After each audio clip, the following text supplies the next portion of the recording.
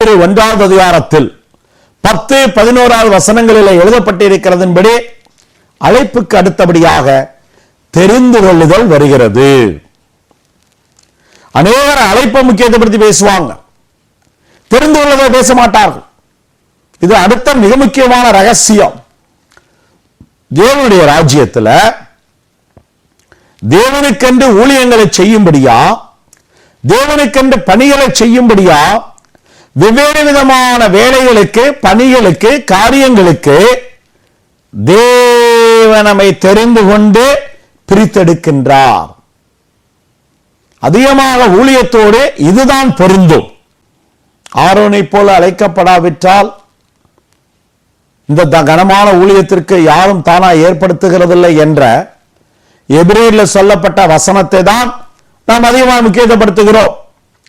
ஆனால் அதை இன்னும் கருத்தா நீங்கள் ஆராய்ந்து பார்த்தால் நிறைய சத்தியங்கள் உங்களுக்கு வெளிப்படும். ஆரோன் யார்? சாதாரண ஊழியக்காரனா? சாதாரண ஆசாரியனா? ஆரோன் என்பவன் யார்? அந்த பிரதானமான ஆசாரியர். அப்ப பிரதான ஆசாரிய ஊழியத்தல்லவா அது குறிப்பிடுகிறது. புதிய ஏற்பாட்டில் நீங்களும் நானும் பிரதானமான ஆசாரிய ஊழியத்தை செய்யலாமா? பிரதான ஆசாரிய ஊழியனாக மாற முடியுமா? நீங்களும் நானும் சாதாரண ஆசாரியனாக இருக்கலாம், பிரதான ஆசாரியனாக மாற முடியுமா? பிரதான ஆசாரியன் என்று அந்த அதிகாரத்தில் குறிப்பிடுவது இயேசுவை தானே. லேவி கோத்திரத்தில் ஆசாரிய ஊழியம், பிரதான ஆசாரிய ஊழியம் செய்ய வேண்டும். ஆனால் அந்த முறைமையானது மாற்றப்பட்டு யூத கோத்திரத்தில் பிறந்த இயேசுவுக்கு பிரதான ஆசாரியர் பட்டம் கொடுத்ததைத்தான் அங்கு விளக்கப்படுகிறது. இப்படிப்பட்ட ரகசியங்களை நாம் விளங்கிக் கொள்ளாமல் சும்மா மேலோட்டமாக ஊழியம்னா அழைப்பு தேவை என்று முக்கியத்துவப்படுத்தக்கூடாது. 21 விதமான அழைப்பு இருக்கிறது. சுவிசேஷத்திற்கு அழைப்பு இருக்கிறது, ரட்சிப்பிற்கு அழைப்பு இருக்கிறது, இளைப்பாறுதலுக்கு அழைப்பு இருக்கிறது, பரிசுத்தத்திற்கு அழைப்பு இருக்கிறது, விசுவாசத்திற்கு அழைப்பு இருக்கிறது, பாடுபடுதலுக்கு அழைப்பு இருக்கிறது, மகிமைக்கு அழைப்பு இருக்கிறது. இப்படியெல்லாம் அழைப்புகளை ஆராய சத்தியம் பல்கலைக்கழகம் உங்களுக்கு உதவி செய்கிறது. மட்டுமல்ல, விதவிதமான தெரிந்து கொள்ளுதல். அப்போஸ்தல ஊழியம் என்றால் என்ன? மேய்ப்பனுடைய ஊழியம் என்றால் என்ன? போதகனுடைய ஊழியம் என்றால் என்ன? சுவிசேஷகனுடைய ஊழியம் என்றால் என்ன? தீர்க்கதரிசியின் ஊழியம் என்றால் என்ன? மூப்பனுடைய ஊழியம் என்றால் என்ன? உடல் ஊழியக்காரனுடைய ஊழியம் என்றால் என்ன?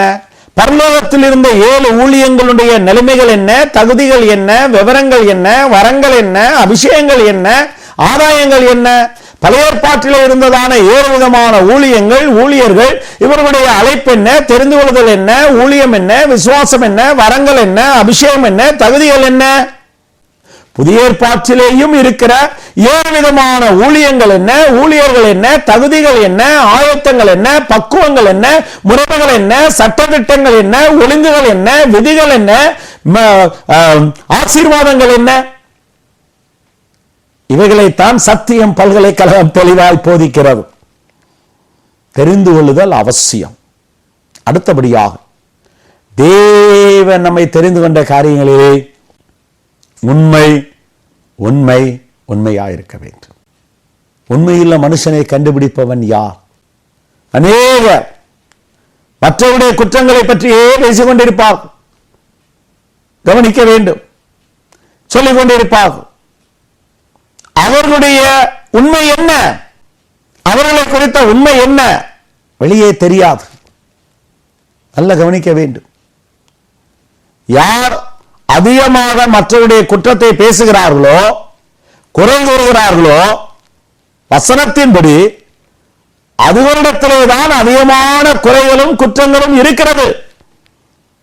ஆனால் அந்த உண்மையை கண்டுபிடிப்பவர் மிகவும் குறைவு.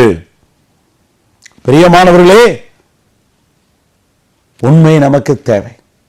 கொஞ்சத்திலே உண்மையா இருந்தால் அநேகத்திலே நம்மை ஆசீர்வதித்து உயர்த்துகிறவர் கற்றார்.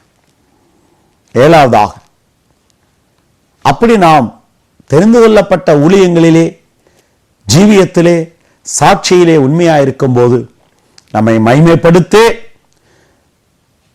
மகிமையின் மேல் மகிமைப்படுத்தி, நம்மை வருகையிலே உயிர்த்தளவோ மறுரூபப்படவோ வைக்கிற தெய்வம் உயிரோடு கூட இருக்கிறார். 2 கொரிந்தியர் 3:18 அதைத்தான் சொல்லுகிறது. நான் ஆவியாகிய கர்த்தராலே அந்த மகிமையிலே மகிமையின் மேல் மகிமையடைந்து மறுரூபப்படும் என்று இருக்கிறது. அப்படி மேன்மையான ஒரு மகிமையின் சரீரத்துக்கு உயர்த்தப்பட இந்த 7 விதமான படிகளுக்குள்ளாய் நாம் போக வேண்டும்.